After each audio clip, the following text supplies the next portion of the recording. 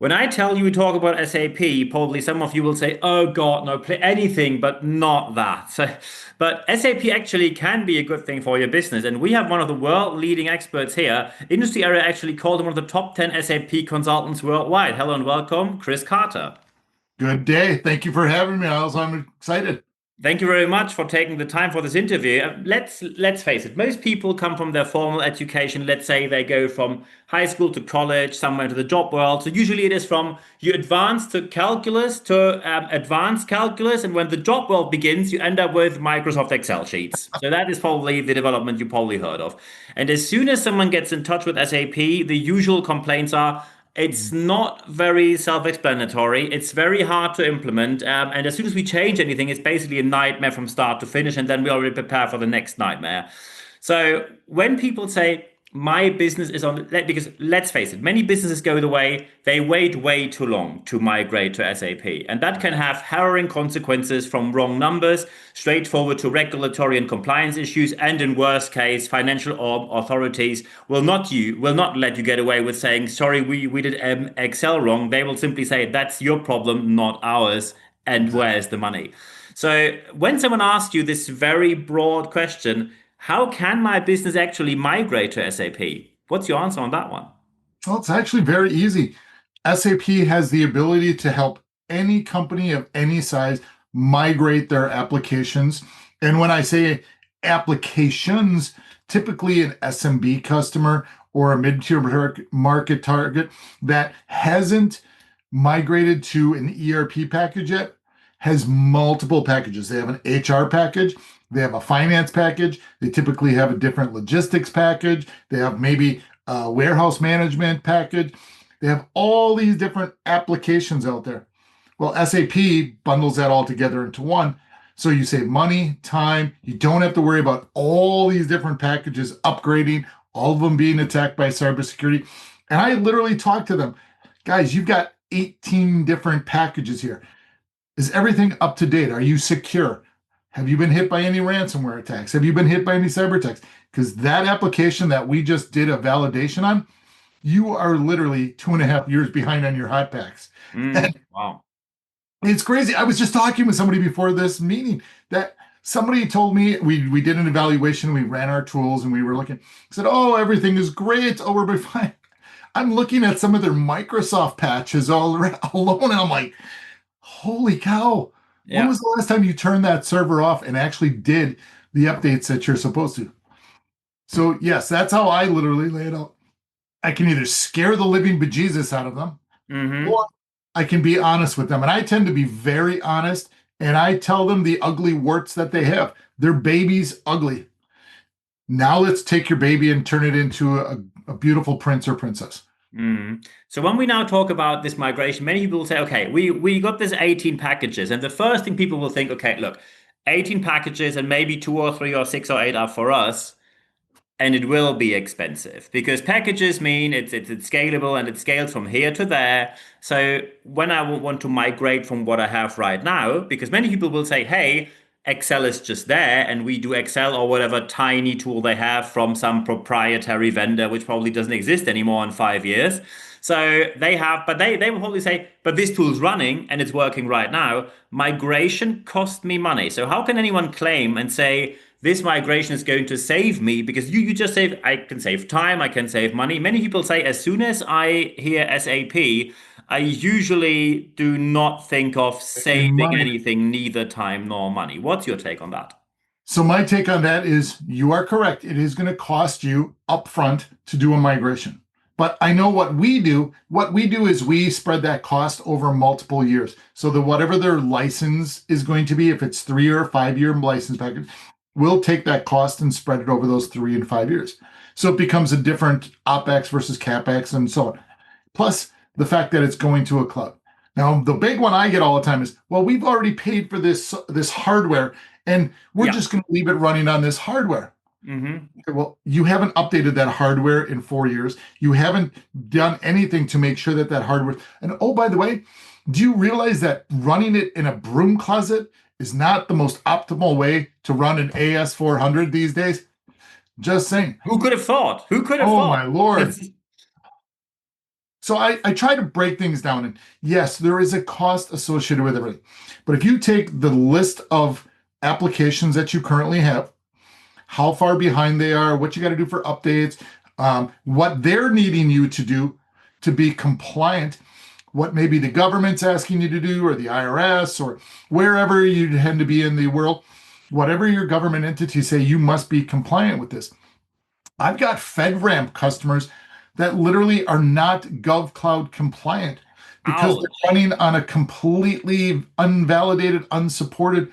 And I look at them every week and I just say, guys, if one thing breaks, or if the Fed's coming here, and you're a high level manufacturer, Yeah. one thing happens, you're going to be paying multiple thousand millions of dollars and thousands on top of that of fees and all these.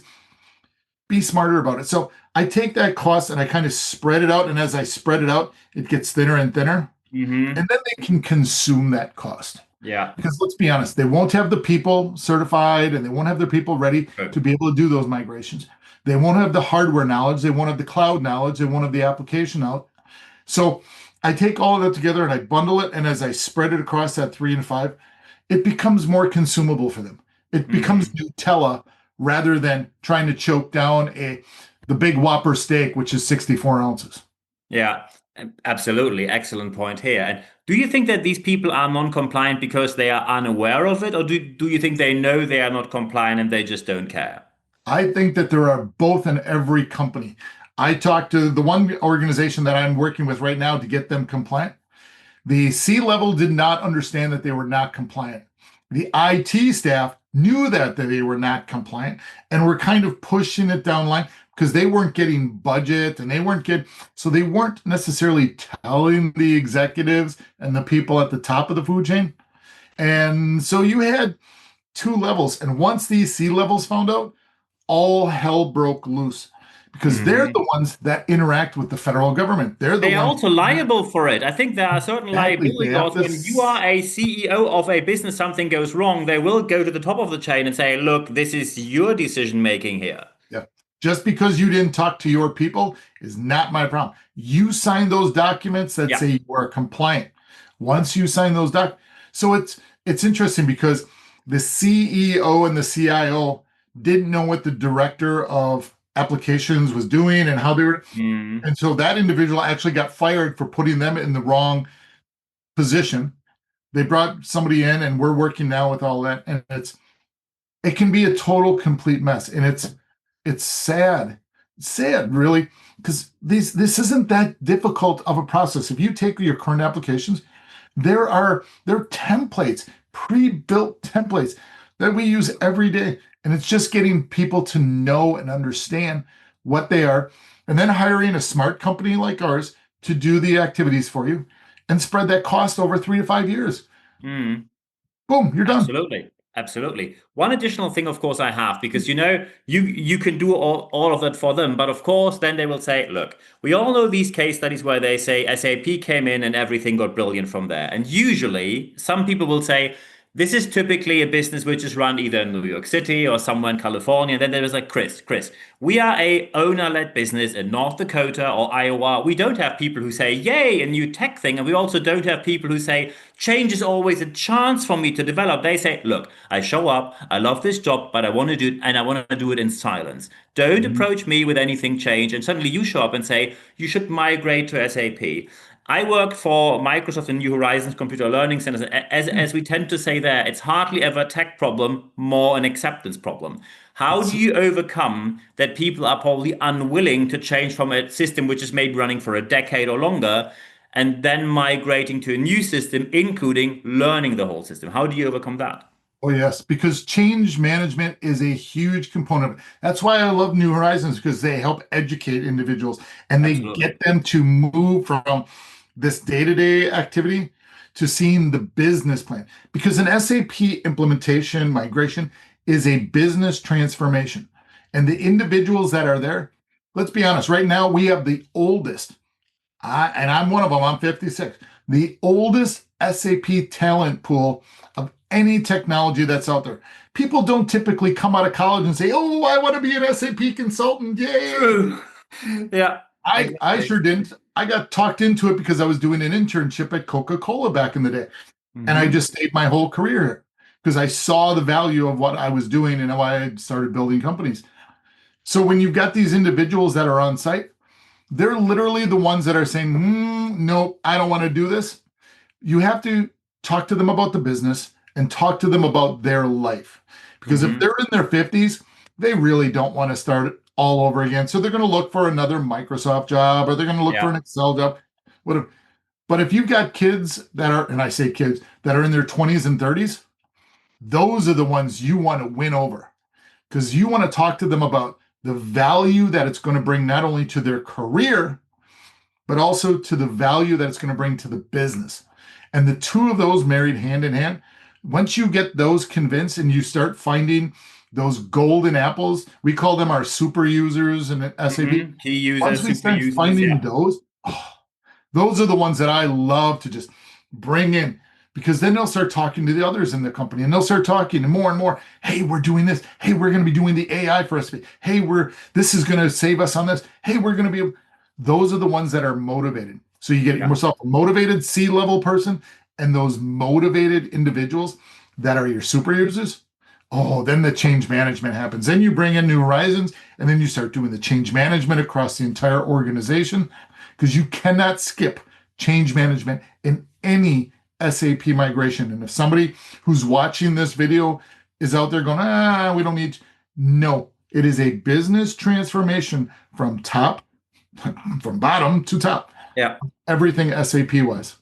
Yeah. So you would say if someone says we install the software and from there we just take it without any professional training, you would always say train the people properly by certified vendors. 100%. I tell every company we work with, and there's a full day that we have a discussion on.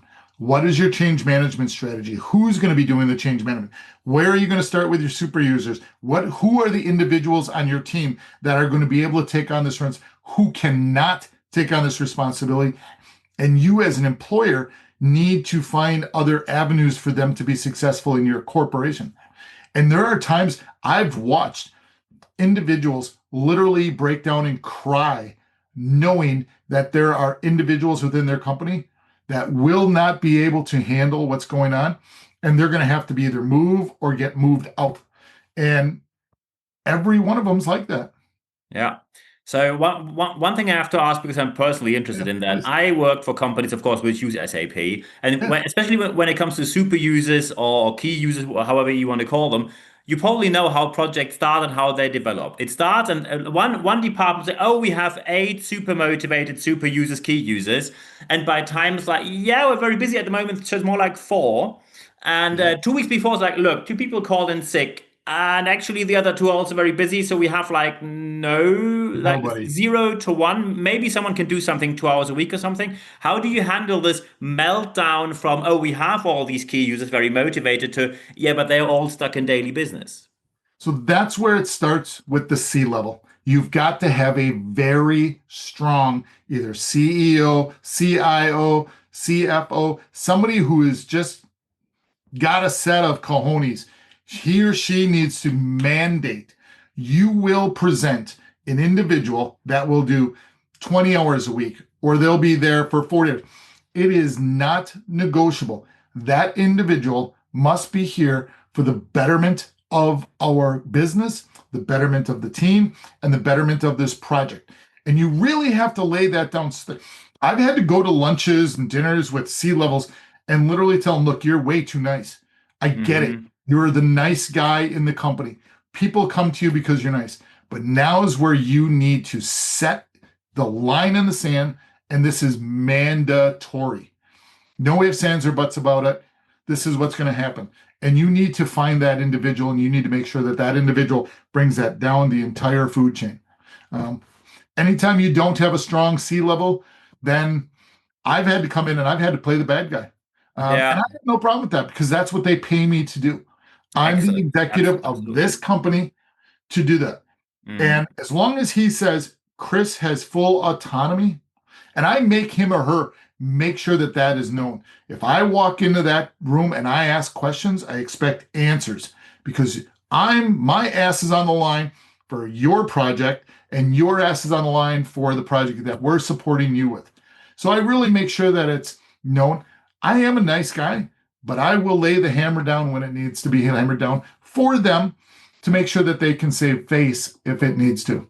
Absolutely. Also, they hold you accountable to all the deadlines you agreed on in the first place. And of course, we all know management commitment is extremely important. So to wrap this all up now, as Yeah. the final question of this interview, when now some people sit there and think, I think this is something we probably talked about for a while, and we always pushed it further and further. However, when I now really don't know where to start, because we have so many things going on, maybe there is a lot of business coming in, maybe that there are businesses who are on the good side of the economy and say, look, we are very, very busy, and I really can't see where in live business, because we can't afford any interruption, we can migrate during real-time operations, which are probably in logistics 24 hours, 365 a year.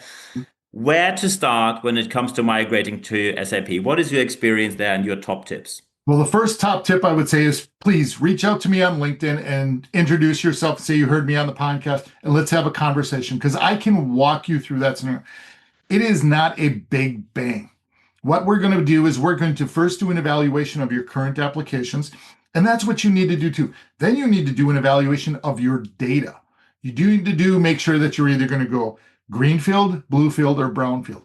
Most companies go either greenfield and start from scratch and start bringing in dibs and drabs of their data of their current applications. Some of them, the majority, will then go bluefield. Very little go brownfield. Very little just bring everything in and go to them.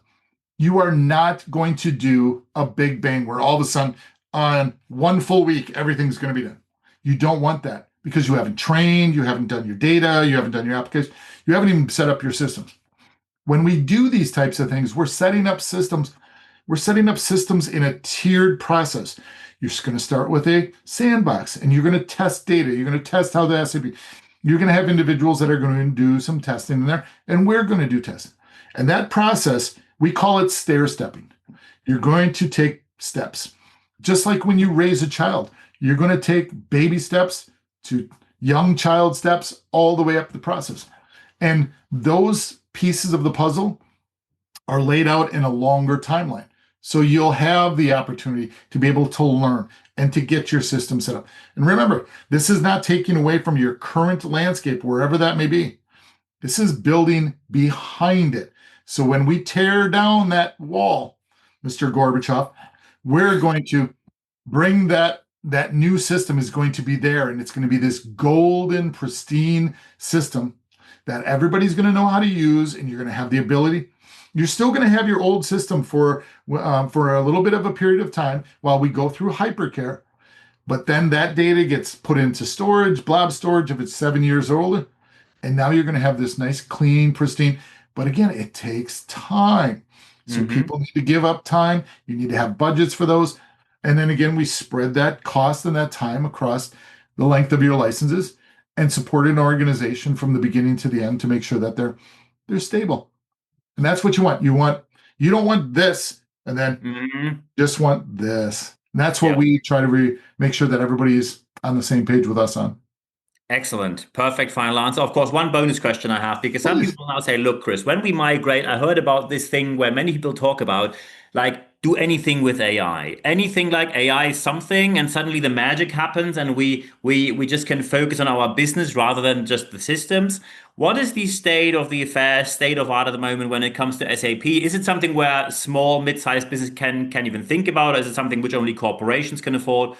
Where do you think SAP stands on AI at the moment? So AI has a great tool called Joule, Joule. As a matter of fact, I was just at an event in Las Vegas, Nevada.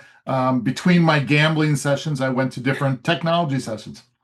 They have a fantastic tool with predefined templates and predefined AI learning LLMs, large language models, and small language models.